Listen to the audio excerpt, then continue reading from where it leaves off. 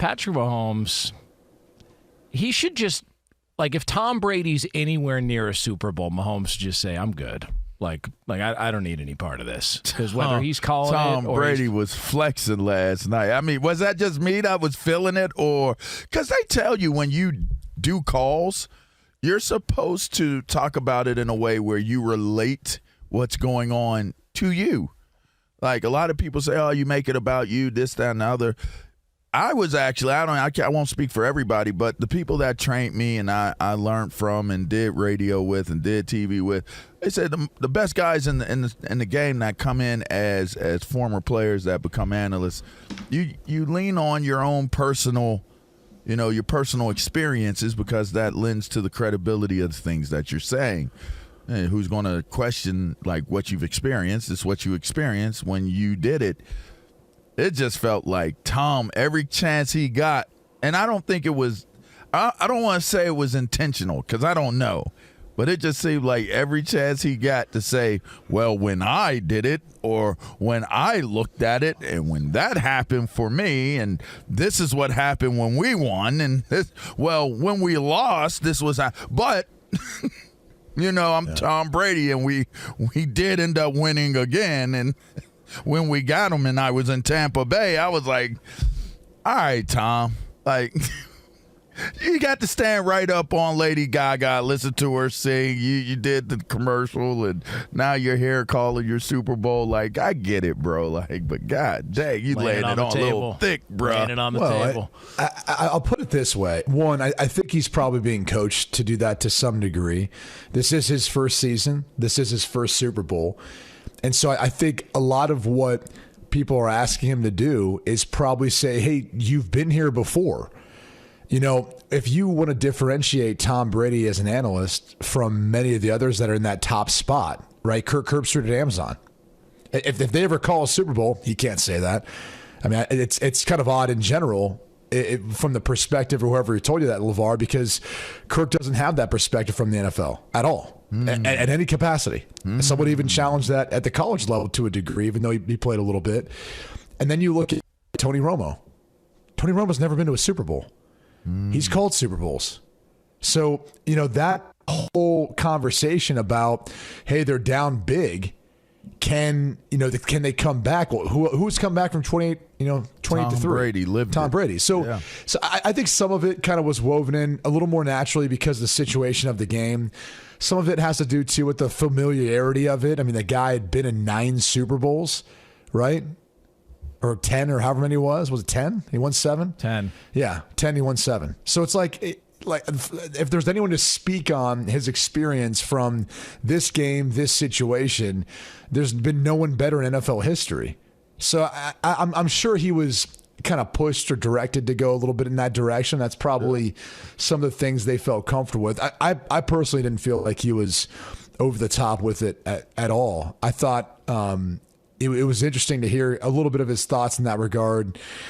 I know there's some people out there who probably want him to be more forward thinking with what he says sometimes. But yeah, I mean, like, what was it? They would say what's going to happen instead of what you're seeing. Yeah, what you're seeing. Which again, I think every analyst. It's a different style. That's style points, right? Like, if you want to go that way, you can go that way. Some people, Tony Romo. I would say a lot of guys who call games tend to do that, especially early on, and some never get over that transition to stepping back and seeing the bigger picture, right? Like a lot of people, because they're being fed all these different replays and being told all these different things in their ear, and they feel like they need to touch on that or identify that or talk about that instead of saying, hey, this is why this is happening. This is something to look out for. This is what I would rather do. So anyway, we could talk about, Brady and the broadcast or the halftime show at some point. I think for Mahomes, what's interesting about this game, and I didn't think I was going to feel this way until after the game, was how monumental that game was for him in many ways, as far as his legacy. I mean, look, he's still going to go down as one of the greatest ever to do it. But having a three-peat over any other quarterback ever in NFL history would have been huge in regards to that early on debate for Patrick Mahomes. in regards to where he stands versus all the best ever. And so that's not there anymore for him. I think you look at the ability to catch Tom Brady, and that seems like a daunting task. But if he had 4 by the time he's 30 or almost 30, that's a pretty darn good start. Even though he hadn't had to go through, for example, if Andy Reid, whenever he steps down, or Travis Kelce, whenever he retires, those challenges that come with that. But now to experience another loss and you go, all right, like we expect them to be back in the AFC Championship game next year. It's such a hard task in the AFC to get there that you can't take that stuff for granted. And I think that's the tough thing about this loss is Mahomes has been there so many times. You also take for granted that he's not going to play a bad game. And I know he was under duress. He was under pressure. Some of that was a mismatch. Some of that was what we were seeing from the Philly front, so you give them credit. He was holding on to the ball too. And early on in that game, he was making some poor throws off. He did that. That was nowhere near even anywhere close to his best game. And I think when you're on that stage enough, eventually something like that's going to happen. And unfortunately for Patrick Mahomes, that was last night. I think he was seeing more coverage than what he was anticipating.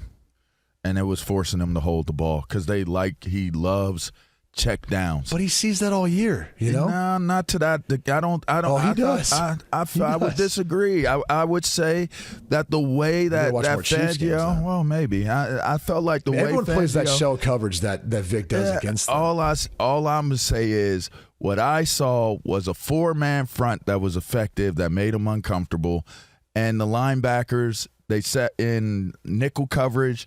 Or they did it with regular linebackers. They set in that's like you said, a shell coverage. They set in the hooks. They set in the zones that Patrick Mahomes loves to throw in.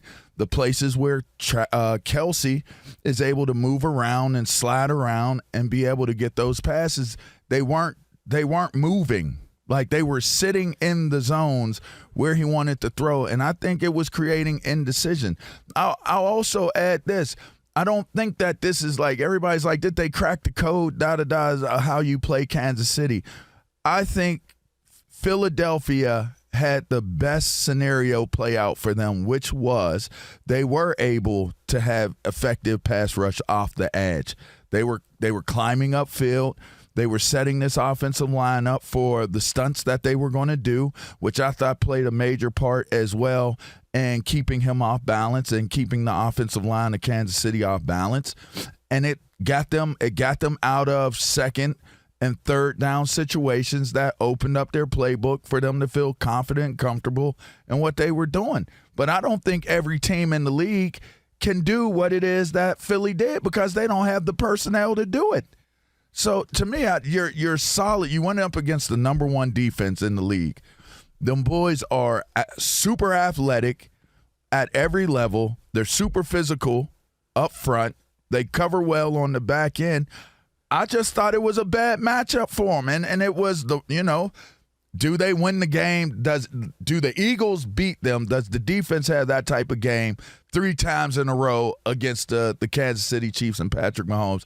I don't know. But what I do know is that they were tremendously effective in keeping him uncomfortable on early downs.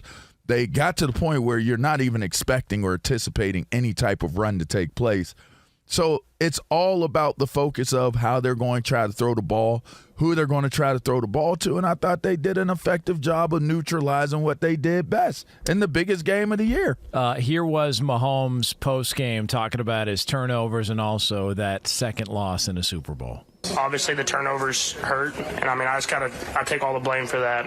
Just those early turnovers swing the momentum of the game, and then they capitalized on them, and they scored. They scored on the one, and then they got a touchdown immediately after. So that's 14 points that I kind of gave them, and it's hard to come back from that in the Super Bowl. Anytime you lose a Super Bowl, it's the worst feeling in the world. They'll stick with you the rest of your career.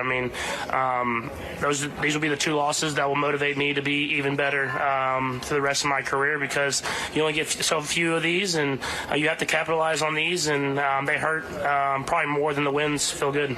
Yeah, he looked. Did you get the feeling they showed early on the game, and I think it was still the first quarter, and it was only 7-0, and they showed Andy Reid going on the bench and talking to everybody, and I wonder if he got the sense early on, like this is not going to go well. Like it was the pick six for me. Like that moment, I think, was the moment when you felt like up top, they Brady. went up. Yeah. They went up up top. Yeah. They went up 17-0, and up to that point, Kansas City had literally done nothing on offense. The refs weren't able to bail them out, and it felt like it was going to start to be insurmountable. And then they go up 24-0. Kansas City can't even convert a third down. I mean, it was a dominant performance. One of which I kind of looked at it at halftime. I thought, this is over. I'm really curious to see what the ratings are going to be, because I think they'll be some of the worst we've seen in a while. I think there's a lot of people who turn that thing off either around half, especially depending on how they felt about the halftime show, or soon thereafter. Because the score is not even close to as bad of a blowout as it actually was. So it had to have been a humbling experience. But for Andy Reid and Patrick Mahomes, I think in some ways maybe this fuels them.